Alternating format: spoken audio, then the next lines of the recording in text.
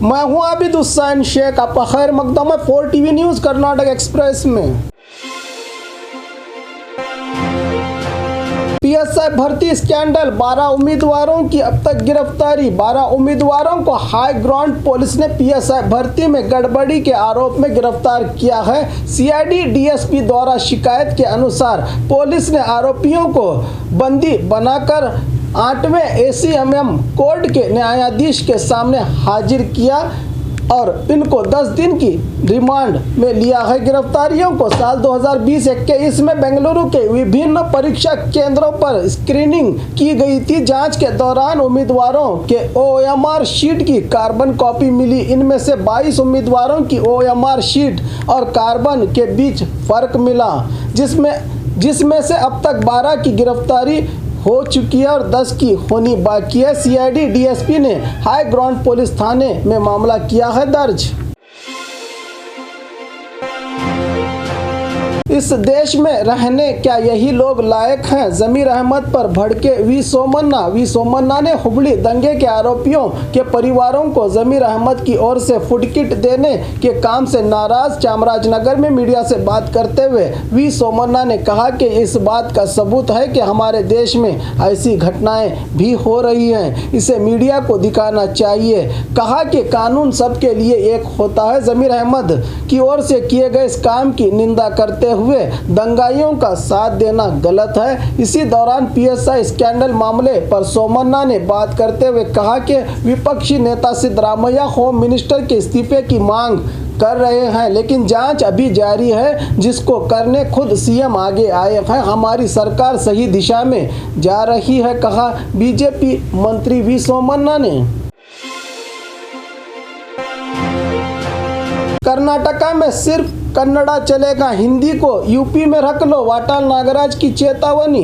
कर्नाटक का राज्य इन दिनों हिजाब से लेकर लाउडस्पीकर विवाद से पूरी दुनिया के लिए चर्चा का केंद्र बना हुआ है। अब हिंदी भाषा को लेकर सैंडलवुड से उठा हिंदी भाषा की राष्ट्रीयता पे सवाल। केंद्र सरकार जबरन हिंदी भाषा को राष्ट्रीय भाषा का दर्जा देकर जनता पर थोपने की तैयारी कर रही है, जिसका हम कड़े शब्दों में विरोध करते हैं। कर्नाटका में सिर्फ कन्नड़ा चलेगी, हिंदी उत्तर प्रदेश में रहने दो। हिंदी भाषा को अपनाने की बात करने वाले सबसे बड़े बेवकूफ़ हैं। आने वाले दिनों में हिंदी के बहिष्कार को लेकर अभियान चलाया जाएगा, राज्य में कहा वाटाल नागराज ने। मैसूरू धारवाड़ ट्रेन में आग, यात्रियों में आतंक। मैसूरू से धारवाड़ जा रही ट्रेन में अचानक आग लग गई। घटना मंड्या जिला केआर पेट तालुका मंदगेरे के पास घटी है। ट्रेन शनिवार रात 12 बजे मैसूरू से निकली थी। मंदगेरे के पास अचानक तीसरी बोगी में आग लग गई, जिसको देख यात्रियों ने फौरन ट्रेन को रोका, जिससे दूसरे बोगी में सफर कर रहे यात्रियों में आतंक शुरू हो गया। आग से घबराकर ट्रेन से बाहर निकलने के लिए यात्रियों में मारपीट तक शुरू हो गई। खुशकिस्मती से सभी यात्री सुरक्षित बाहर आ गए। भीड़ से धक्का मुक्की में कुछ यात्रियों को मामूली चोटें आई हैं। मौके पर पहुंचे रेलवे अधिकारी और फायर ब्रिगेड ने 1 घंटे के कड़े संघर्ष के बाद आग पर काबू पा लिया।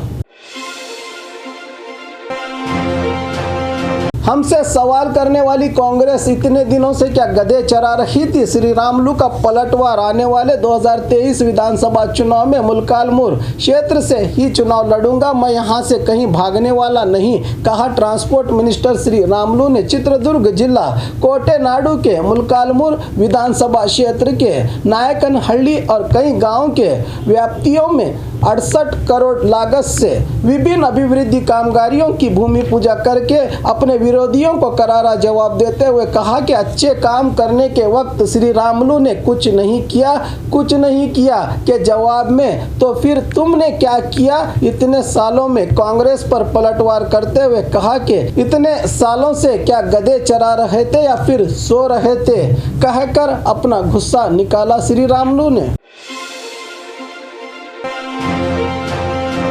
राज्य सरकार से खुशखबरी, दूसरी पत्नी के बच्चों को भी नौकरी के लिए ग्रीन सिग्नल। राज्य सरकार ने सरकारी कर्मचारियों की दूसरी पत्नी या पत्नी से पैदा हुए बच्चों को अनुकंप हमदर्दी के आधार पर भर्ती करने का आदेश दिया है। कर्नाटका सिविल सेवा अनुकंप भर्ती नियम 1996 के अनुसार सरकारी कर्मचारियों को अनुकंप यानी हमदर्दी की शर्तों पर नियुक्त किया जा सकता है, जो नियमों में निर्धारित शर्तों और उनके माने हुए शर्तों में से एक द्वारा निर्धारित शर्तों के अधीन है, यदि वह सेवा में रहते हुए मर जाते हैं। इस मुद्दे पर जारी सरकारी सर्कुलर को फौरी तौर पर वापस लिया गया है। 24 फरवरी 2022 को एक मामले में सुनवाई करते हुए बच्चों के साथ इस आधार पर भेदभाव करने पर सुप्रीम कोर्ट ने सरकारी कर्मचारी की दूसरी पत्नी से पैदा हुए बच्चे होने की बिना पर सौतेला सलूक और इस बर्ताव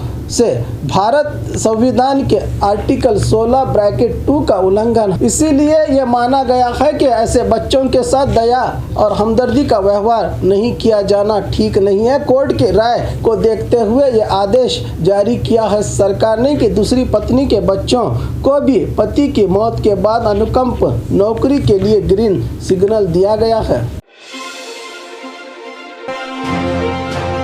कत्ल करके कई घंटों लाश के पास सोई पत्नी। घटना बेंगलुरु यशवंतपुर के एमके नगर की है, जहां प्राइवेट कंपनी में अकाउंटेंट रहे 35 साल शंकर रेड्डी नामी व्यक्ति का कत्ल करके बड़ा ड्रामा रचते हुए दिल्ली की रानी पत्नी ने खुद के हाथों को घायल करके पुलिस का ध्यान भटकाने का नाटक करते हुए भरोसा दिलाने की कोशिश की कि इस कत्ल से इसका कोई ताल्लुक नहीं। पूछताछ के दौरान पति के कत्ल की कहानी बताते हुए कहा कि कोई अनजान व्यक्ति घर घुसकर इस कत्ल की वारदात को अंजाम देकर मेरे सुहाग की निशानी मंगलसूत्र भी खींचकर ले गया है। इस पर पुलिस जब जांच शुरू कर दी तो दिल दहलाने वाली सच सामने आया, जब मंगलसूत्र ही महिला के पास से मिला।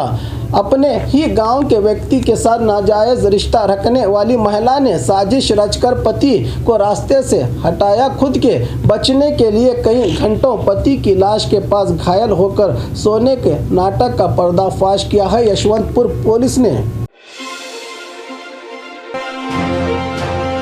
राज्य में फिर से होगा सीएम का बदलाव, सिद्धरामैया का बयान। अपोजिशन लीडर सिद्धरामैया ने बीजेपी में नेतृत्व बदलाव के बीएल संतोष के बयान पर अपनी राय देते हुए कहा कि सीएम को लेकर बदलाव होगा। मैसूरू में मीडिया से बात करते हुए सिद्धरामैया ने कहा कि सीएम बसवराज बोम्मई को सीएम पद से हटाने के लिए साजिश चल रही है, क्योंकि बसवराज बोम्मई मूल आरएसएस के नहीं हैं, इसीलिए उनसे सीएम की कुर्सी से उतारना तय है, कहा सिद्धरामैया ने। आगे कहा कि सीएम बोम्मई पहले हमारे साथ थे, लेकिन उन्होंने हमारे राजनीतिक एजेंडे को नहीं सीखा का अफसोस जाहिर किया सिद्धरामैया ने। और खबरों के लिए देखते रहिए 4TV न्यूज़ कर्नाटक एक्सप्रेस।